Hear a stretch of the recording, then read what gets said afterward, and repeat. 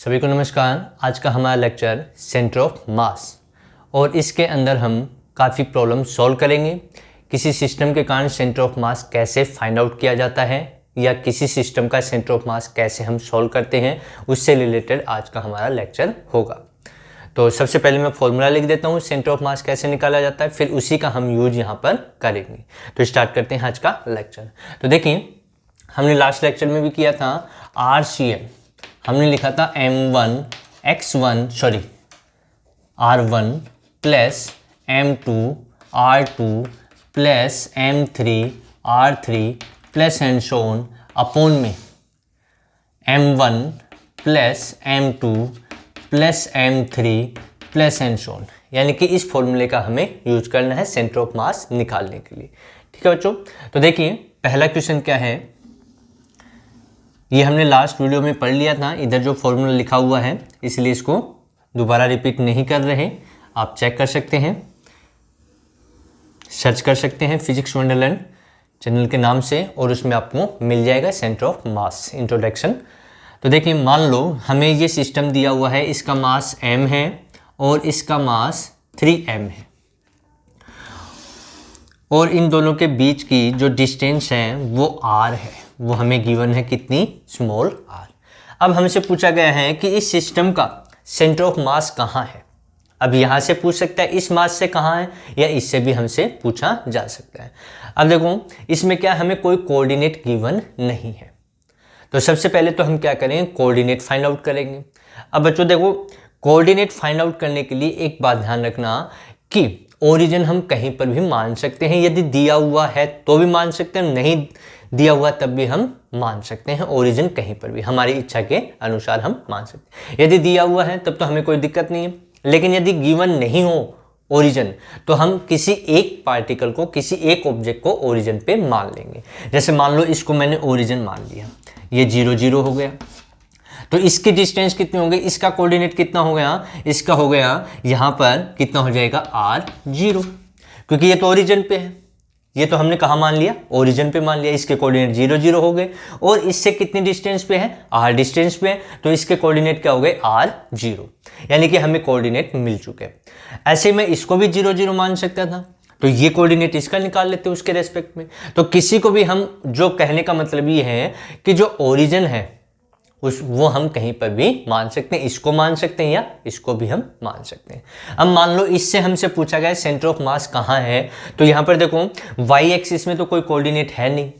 कौन सी, Y axis में कोई कोऑर्डिनेट नहीं है हमारे पास, ओनली एक्स एक्सिस में कोऑर्डिनेट है। तो हम जो सेंटर ऑफ मास निकालना है वो एक्स डायरेक्शन में निकाल लेते हैं। तो यहाँ पर RCM तीनों के लिए था, एक्स डायरेक्शन, वाई डायरेक्शन और जेड डायरेक्शन। ठीक है, लेकिन हमें यहाँ पर पता लग चुका है कि वाई डायरेक्शन में कोई कोऑर्डिनेट नहीं है, हमारे पास ओनली एक्स डायरेक्शन में कोऑर्डिनेट है। यानी कि इस सिस्टम का जो सेंटर ऑफ मास आएगा वो एक्स एक्सिस पर कहीं आएगा। तो हम निकालें यहाँ पर, तो देखते हैं XCM, क्या निकाल लें, XCM क्या आ जाएगा, M1 X1 plus M2 X2 upon में M1 प्लस M2, ये आ जाएगा। हम यहाँ से निकाल लें, कहाँ से, इस मास से कितना है, तो देखो वैल्यू रखते हैं XCM, सेंटर ऑफ मास कहाँ आएगा, इससे। तो देखिए M1 कितना हमारा m के इक्वल है, X1 कितना है, देखो यहाँ पर 0 है तो इंटू में 0, प्लस M2 कितना है, देखो बच्चों 3m है तो ये होगा 3m, इंटू में x2 कितना हमारा, यहाँ से यहाँ तक की डिस्टेंस कितनी है, r, तो ये r आ गया, अपॉन में कितना आ जाएगा, m1 प्लस m1 कितना हमारे पास m है और m2 कितना है 3m। अब आगे इसको सॉल्व करेंगे तो XCM हमारा आ जाएगा, कितना आ जाएगा, ये तो 0 हो गया, ये बच गया हमारे पास 3m r, अपॉन में कितना आ गया 4m, ये m से m कैंसिल, तो कितना आ जाएगा 3/4 r। यानी कि इस सिस्टम का यहाँ से सेंटर ऑफ मास कितना है, 3/4 r के इक्वल, यानी कि यहाँ से यहाँ कहीं होगा। ऐसा क्यों हुआ, क्योंकि ये जो ऑब्जेक्ट है इसका मास ज़्यादा है और जिधर मास ज़्यादा होगा, ठीक है, उधर ही सेंटर ऑफ मास आएगा आपका। ये भी ध्यान रखना कि जिस ऑब्जेक्ट का मास ज़्यादा होगा उधर ही सेंटर ऑफ मास हमें देखने को मिलता है, उसका कोऑर्डिनेट, तो ये इसका कोऑर्डिनेट हो जाएगा। यानी कि सेंटर ऑफ मास यदि हम लिखना चाहें तो कितना आया 3/4 r और 0, क्योंकि y एक्सिस में तो है नहीं तो ये आ जाएगा x एक्सिस में। अब यहाँ से पूछा जाए कि यहाँ से कहाँ है, यहाँ से डिस्टेंस हमसे पूछ ले तो टोटल डिस्टेंस कितनी है r, कितनी है r में से इसको लेस कर दो, आ जाएगा हमारे पास। ठीक है, तो इस प्रकार से हम क्या निकाल सकते हैं, इस फॉर्मूले का यूज करते हुए सेंटर ऑफ मास स्टडी कर सकते हैं और प्रॉब्लम करते हैं जिससे हमें और अच्छे से समझ में आ जाए। देखो क्या है अच्छी प्रॉब्लम। एक बात ये ध्यान रखना आप, जब भी सेंटर ऑफ मास निकालना हो तो आपको कोऑर्डिनेट आने चाहिए। क्या आने चाहिए, हमें कोऑर्डिनेट उसके निकालने आने चाहिए। ठीक है, तो देखो अगली प्रॉब्लम क्या है हमारे पास। मान लो एक इक्विलैटरल ट्रायंगल हमारे पास, क्या है, इक्विलैटरल ट्रायंगल हमें दिया हुआ है। ठीक है, यहाँ पर इसके तीनों ही कॉर्नर पर इक्विलैटरल ट्रायंगल जिसके साइड ए हमें गिवन है, क्या गिवन है, साइड ए, और इसके तीनों ही कॉर्नर पर एम मास रख दिए।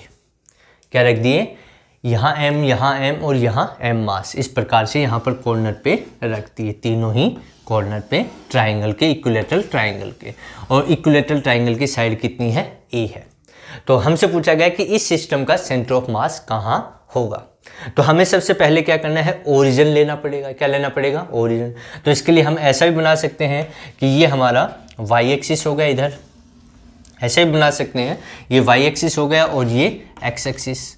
तो यहाँ पर देखो, अब इसको मैं ओरिजिन कहूँ, इसको ओरिजिन मान लूँ, ये ओरिजिन आ गया।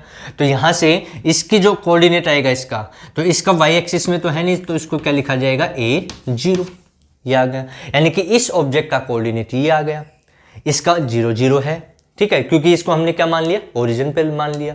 अब इसका हमें बताना है कोऑर्डिनेट कितना होगा। तो देखो यहाँ से हम गए, तो यहाँ से इसके सेंटर की हम बात करें, यहाँ से ध्यान से, तो ये डिस्टेंस कितने, यहाँ से कितने चले हम, a/2, यानी कि ये कितना होगा, टोटल a है तो यहाँ से यहाँ तक की डिस्टेंस कितनी हो जाएगी, a/2, और ये भी a/2 होगी।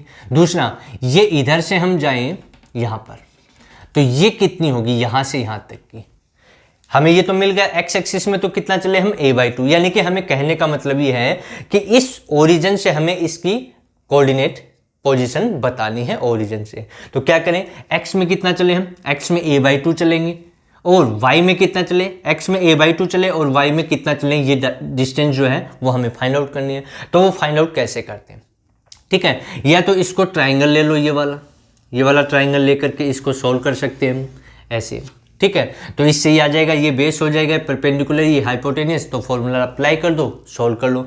दूसरा मेथड क्या है कि ये एंगल हमारे पास 60 डिग्री है, कितनी डिग्री है, 60 डिग्री। अब देखो ये जो साइड है ये हमें कितनी गिवन है, a, और इसका इधर कंपोनेंट हम लें, a का इधर कंपोनेंट लें, और a का इधर कंपोनेंट, इधर वाला हमें चाहिए नहीं, हमें तो ये साइड चाहिए। तो a का इधर कंपोनेंट क्या आएगा, a का इधर कंपोनेंट आएगा, इसके साथ में एंगल बन रहा है तो आ जाएगा a sin 60 डिग्री। और a sin 60 डिग्री का मान हमें पता है कितना होता है, √3/2। तो यानी कि ये जो डिस्टेंस ये वाली, ये जो हमारे पास है, यानी कि ये कितना आ गई, यहाँ से यहाँ तक की ये आ गई √3/2 इंटू में a। तो यानी कि यहाँ ये वाली डिस्टेंस जो हमारी आई है वो कितनी है, √3a/2। तो x एक्सिस में तो कितना हो गया, a/2, और y एक्सिस में हो गया √3/2 इंटू a। तो यानी कि इस ऑब्जेक्ट का कोऑर्डिनेट कितना आ गया हमारे पास, x एक्सिस में तो है a/2 और y एक्सिस में कितना है, √3/2a। इसका कोऑर्डिनेट 0 0 है, ओरिजिन पे मान रखा है। इसका कितना आ गया, a0 आ गया, और इसका कोऑर्डिनेट कितना आ गया, a/2 √3/2a। ये x एक्सिस में, ये y एक्सिस में। तो ऐसे हमें कोऑर्डिनेट निकालने आने चाहिए। यदि कोऑर्डिनेट हमें निकालने आ जाएंगे तो फिर सेंटर ऑफ मास निकालना भी हार्ड नहीं है, बिल्कुल सिंपल सा काम होगा। तो देखें क्या आएगा इसका सेंटर ऑफ मास। तो इसमें x एक्सिस भी है और y एक्सिस भी, तो दोनों ही डायरेक्शन में हमें निकालना पड़ेगा। तो सबसे पहले हम XCM निकाल लें। तो XCM कैसे आएगा, m1 x1 plus m2 x2 plus m3 x3 upon में m1 plus m2 plus m3, ये आ जाएगा फॉर्मूले के अकॉर्डिंग। ठीक है, अब देखो ये हम m1 मान लें, ये m2 मान लें और ये m3 हम मान लें। चलो नामकरण कर देते हैं, m1 ये हमने मान लिया m2 और ये हमने मान लिया m3।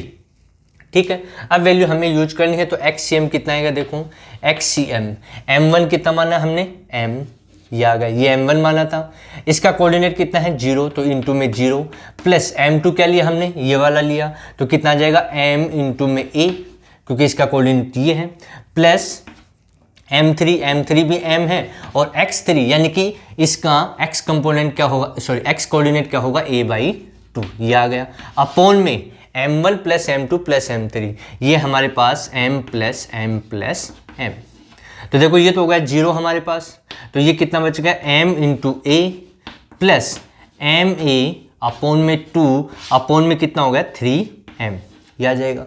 आगे सॉल्व करेंगे तो कितना आएगा हमारे पास, ये आ जाएगा हमारा 2ma प्लस ma अपॉन में इस 2 को नीचे ले आए तो ये हो जाएगा 6m, ये आ गया। ठीक है, तो ये कितना हो गया देखिए 2ma प्लस ma 3ma, तो ये आ जाएगा 3ma अपॉन में 6m, m से m कैंसिल हो गया, ये 3 इससे कैंसिल 2, तो कितना आ गया a/2, यानी कि इस सिस्टम का x डायरेक्शन में या x कोऑर्डिनेट जो आया सेंटर ऑफ मास का वो कहाँ आ रहा है a/2, तो XCM हमारा कितना आया, XCM आ गया a/2। अब देखो y डायरेक्शन में भी है तो y कंपोनेंट में हमें यूज करना पड़ेगा, तो उसके लिए हम क्या निकालते हैं, देखते हैं क्या उसका रिजल्ट आता है। तो y डायरेक्शन के लिए YCM निकाल देंगे, क्या निकाल देंगे हम YCM, तो कितना आएगा YCM चेक करते हैं, तो ये आएगा हमारा YCM equals to m1 y1 plus m2 y2 plus m3 y3 upon में डिवाइड में m1 plus m2 plus m3, ये तो फॉर्मूला होगा इसका। अब देखो m1 हमारा ये रहा, y1 कितना है 0, m2 हमारे पास ये है और y2 भी कितना है 0, m3 ये है और y3 ये रहा √3a अपॉन में 2, तो वैल्यू रखें सभी, तो YCM कितना आएगा, YCM हमारे पास आएगा m into y1 0 plus m into y2 भी 0 प्लस m, y3 कितना है √3a अपॉन में 2 और अपॉन में m आ जाएगा यहाँ पे m प्लस m, तो कितना हो गया 3m, ये 0 हो गया, ये 0 हो गया, तो ऊपर बच गया हमारे पास m √3a अपॉन में 2 इंटू ये हो गया 3m, m से m कैंसिल हो गया, तो 2 इंटू 3 कितना हो गया 6 हो गया, तो ये आ जाएगा हमारे पास, या आगे और सॉल्व करना चाहो तो सॉल्व भी कर सकते हैं इसको, तो आएगा √3a अपॉन में 6। ठीक है, तो ये हमारा कौन सा कोऑर्डिनेट, कौन सी डायरेक्शन में, y डायरेक्शन में, यानी कि सेंटर ऑफ मास का y डायरेक्शन में कोऑर्डिनेट ये आ गया YCM, कितना आया YCM इक्वल्स टू आ गया हमारे पास √3a अपॉन में 6, कितना आ गया √3a अपॉन में 6 आ गया। ठीक है, तो इस प्रकार से हम इसको सॉल्व कर सकते हैं। दोबारा देख सकते हैं YCM equals to m1 y1 plus m2 y2 plus m3 y3 upon में m1 plus m2 plus m3, हमने इनकी वैल्यू रखी, y1 कोऑर्डिनेट 0, ये भी 0, यहाँ पर हमारे पास मिला √3a अपॉन में 2, ये हमने यहाँ लिखा, यूज किया, सॉल्व किया और सॉल्व करने से रिजल्ट हमें देखने को मिल गया। तो प्यारे बच्चों ये हमारा आज का लेक्चर था जिसमें हमने सेंटर ऑफ मास सिस्टम के लिए कैसे फाइंड आउट किया जाता है उससे रिलेटेड प्रॉब्लम सॉल्व की। अगले लेक्चर में और प्रॉब्लम हम यहाँ पर सॉल्व करेंगे, तो देखते रहें, सभी पढ़ते रहें, सभी को मेरी तरफ से बेस्ट ऑफ लक।